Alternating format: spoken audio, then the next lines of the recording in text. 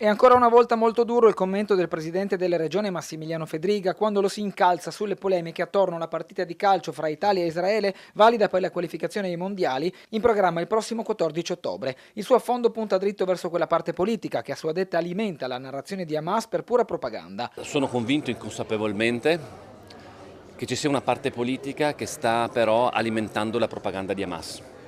Continuare a contestare Israele, continuare a raccontare la novella di Hamas non fa che favorire l'organizzazione terroristica.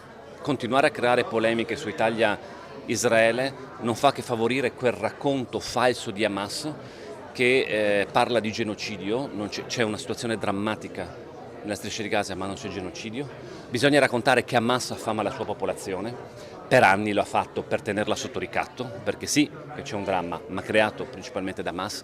Bisogna raccontare che Hamas utilizza i civili e i bambini come scudi umani. Bisogna raccontare che Hamas mette le proprie basi militari dentro scuole e ospedali in modo vergognoso per utilizzare sempre quella sua popolazione inerme come scudo umane. Questa è la verità.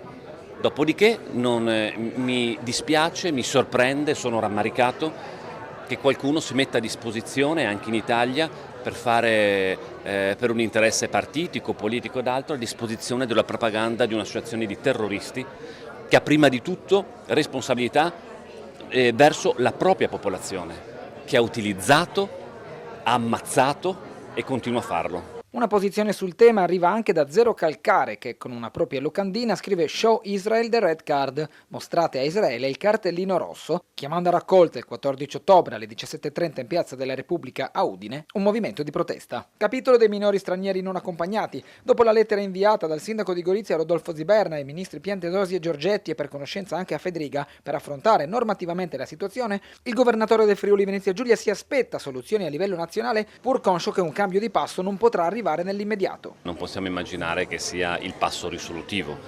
Come dicevo, è un percorso lungo, noi abbiamo, per quanto riguarda le nostre competenze, stiamo facendo il possibile. Questo regolamento che giustamente citava serve finalmente a dare un minimo di organizzazione a una giungla che si era creata perché chiunque poteva aprire in qualsiasi parte un centro per minori non accompagnati.